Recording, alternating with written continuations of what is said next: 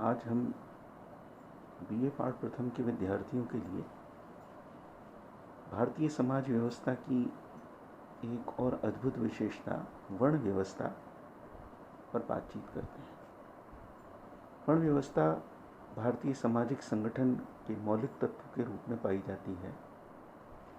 ऋग्वेद में कई स्थानों पर बतलाया गया कि उस समय समाज का संपूर्ण कार्य व्यवस्थित ढंग से चलता था। समाज में प्रत्येक व्यक्ति का स्थान तथा उससे संबंधित कार्य उसकी प्रवृत्तियाँ अर्थात गुणों पर आधारित थे। वर्ण और आश्रम दो ऐसी व्यवस्थाएं हैं जिनके आधार पर हिंदुओं का व्यक्तिगत एवं सामाजिक जीवन संगठित हुआ। वर्णाश्रम व्यवस्था व्यक्ति की प्रकृति एवं उसके पालन पोषण की समस्याओं से संबंधित है। यह व्यवस्था सामाजिक संगठन के हिंदू सिद्धांत की आधारशिला के रूप में कार्य करती है।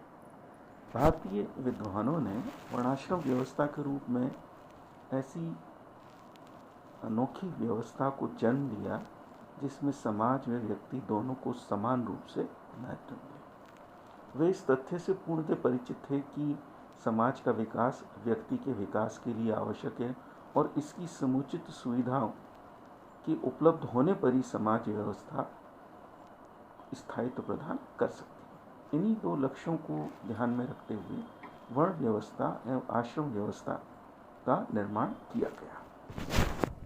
बात करते हैं वर्ण शब्द के अर्थ का। वर्ण शब्द की उत्पत्ति वृत्त धातु से हुई है, जिसका अर्थ है वर्ण अथवा चुनाव करना। इस प्रकार व्यक्ति अपने कर्म तथा स्वभाव के आधार पर जिस व्यवसाय का चुनाव करता है वही वर्ण है। सर्वप्रथम वर्ण शब्द का प्रयोग ऋग्वेद में रंग अर्थात काले और गोरे रंग की जनता से लिया गया और प्रारंभ में आर्य एवं दास इन दो वर्णों को ही उल्लेख मिलता है। डॉक्टर घुरिये ने बताया कि आर्य लोगों ने यहाँ के आदिवासियों को पराजित करके अपना दास नाम दिया और अपने तथा उनके बीच अंतर प्रकट करने के लिए वर्ण शब्द का प्रयोग किया, जिसका अर्थ रंग से माना जाता है। वर्ण के इस अर्थ को ऐसा ज्ञात होता है कि इस शब्द का प्रयोग आर्यों और दासों के बीच पाए जाने वाले प्रजातीय अंतर को स्पष्ट रूप से किया गया। वास्तव में वर्ण शब्द का अर्थ शाब्दिक दृष्टि से नहीं समझा जा सकता। वर्ण का संबंध व्यक्ति के गुण तथा कर्म से पाया जाता है। जिन व्यक्तियों के गुण तथा कर्म एक से थे अर्थात जिनमें स्वभाव की दृष्टि से समानता थी, वे एक वर्ण के माने जाते थे। इस बात का प्रमाण हमें भागवत गीता में मिलता है, जहाँ श्री कृष्ण ने कहा, मैंने ही गुण और कर्म के आधार पर 4 वर्णों की रचना की। स्पष्ट है कि वर्ण व्यवस्था सामाजिक स्तरीकरण की एक ऐसी व्यवस्था है जो व्यक्ति के गुण तथा कर्म पर आधारित है, जिसके अंतर्गत समाज का 4 वर्णों के रूप में कार्यात्मक विभाजन हुआ।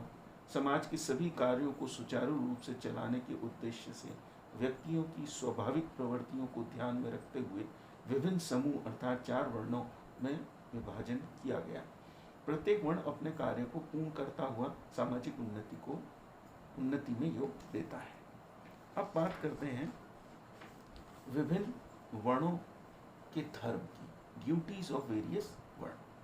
विभिन्न धर्म ग्रंथों में अलग अलग वर्णों के कर्तव्य तथा उनके वर्ण धर्म का उल्लेख किया गया। प्रत्येक वर्ण के लोगों से आशा की जाती है कि वे अपने अपने दायित्वों का निर्वाह करें।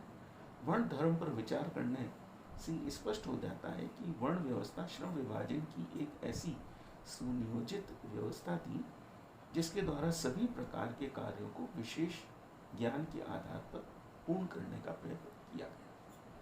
पहला है ब्राह्मणों का धर्म। ब्राह्मणों के मुख्यतः 6 कर्म बताए गए, जिनमें अध्ययन और अध्यापन, यज्ञ करना, यज्ञ कराना, दान देना, दान लेना आदि है। इन सभी कर्मों का संबंध सात्विक गुणों से पाया जाता है।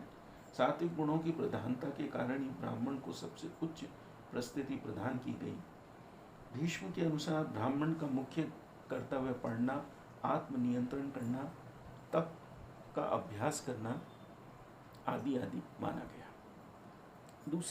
दूसरा धर्म आता है क्षत्रियों का। मनुस्मृति में बतलाया गया कि प्रजा की रक्षा करना, दान देना, यज्ञ करना, अध्ययन करना तथा विषयों में आसक्ति न रखना क्षत्रियों का प्रमुख कर्म है। महाभारत में बतलाया गया कि क्षत्रिय वह है जो वेदों का अध्ययन में लगा रहता है, जो ब्राह्मण को दान देने में रुचि रखता है तथा जो क्षत्रियोचित कर्मों का पालन करता है। क्षत्रियों का प्रमुख कार्य प्रजा की रक्षा करना, वीरता दिखाना, युद्ध में कभी मुंह नहीं मोड़ना, दुष्टों को दंड देना आदि बताया गया।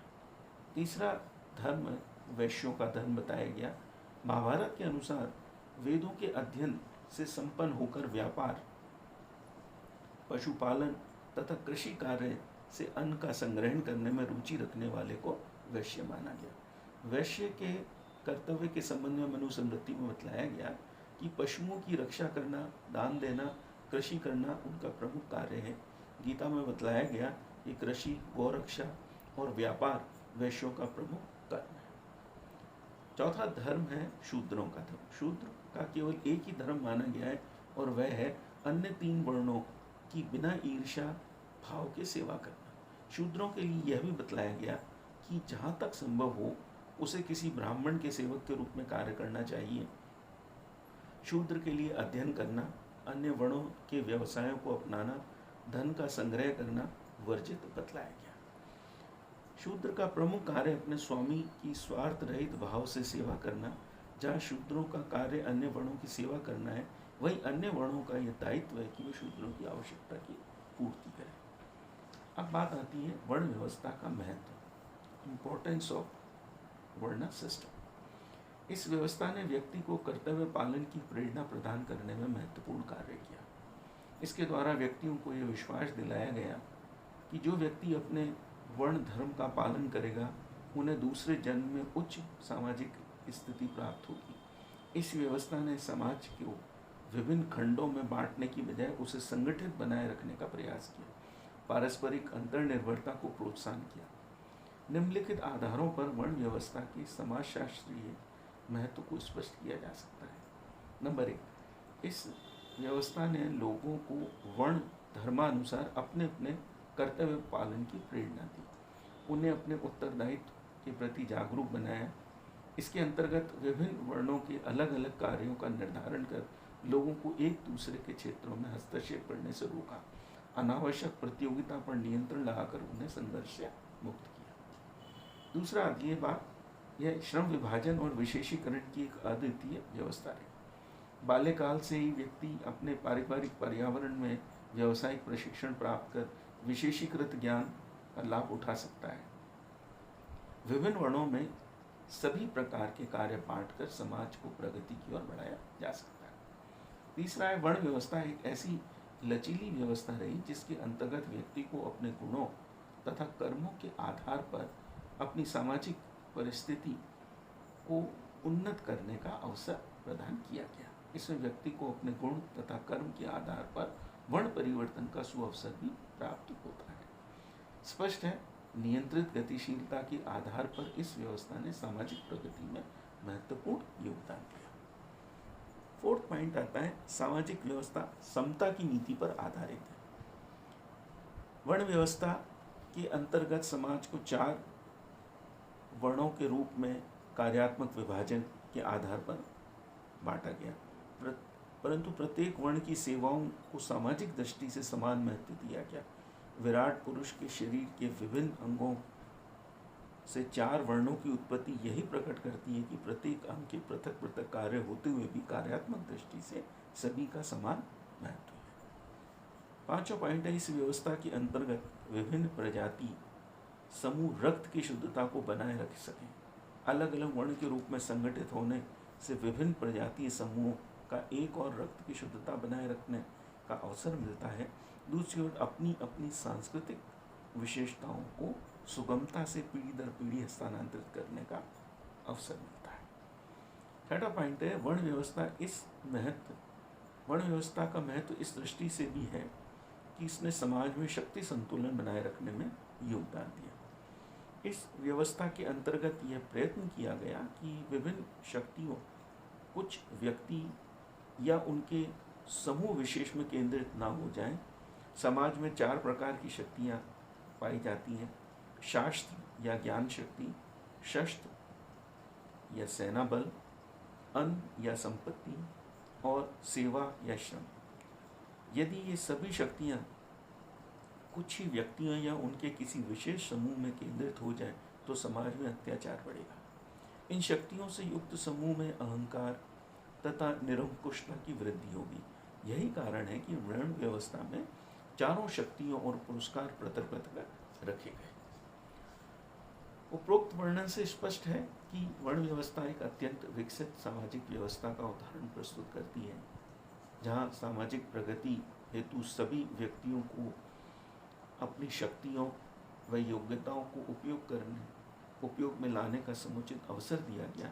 वर्ण व्यवस्था के महत्व को स्पष्ट करते हुए मैनियर विल्सन ने कहा कि यह मनुष्यों को स्वार्थ त्याग का पाठ पढ़ाती है, दुराचार को रोकती है, दरिद्रता को दूर करती है और उन्नति के पक्ष में अग्रसर होती है। अब बात करते हैं वर्ण व्यवस्था के दोष की। जैसा हम जानते हैं कि जैसे जैसे समय में परिवर्तन होता है, समकालीन व्यवस्थाओं के आधार पर घटनाओं में, कुछ अवधारणाओं में कुछ दोष भी प्रकट होने लगते हैं। कालांतर में समाज में कुछ हानियां भी होती हैं। वर्ण व्यवस्था के आधार पर हिंदू समाज धीरे धीरे अगणित जातियों में बढ़ गया। लोगों की सामुदायिक भावनाएं अत्यंत संकुचित होने लगी। राष्ट्रीय एकता के मार्ग में बाधाएं उपस्थित हो गई।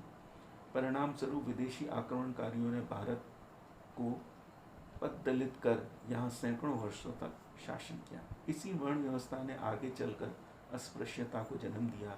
आज वर्ण के आधार पर विभिन्न जातियाँ उपजातियाँ एक होकर अपने विभत्स रूप को प्रकट कर रही हैं। वे प्रजातंत्र के मार्ग में बाधा स्वरूप है। इस व्यवस्था के अंतर्गत समाज के एक बड़े वर्ग शूद्रों को अपने विकास के समुचित अवसर प्राप्त नहीं हो सके और अन्य वर्णों की सेवा करके ही अपनी जीविका कमानी पड़ी। यह हमें इस बात को ध्यान में रखना है कि यह दोष प्रारंभिक वर्ण व्यवस्था के नहीं बल्कि कालांतर में विकसित जाति व्यवस्था की।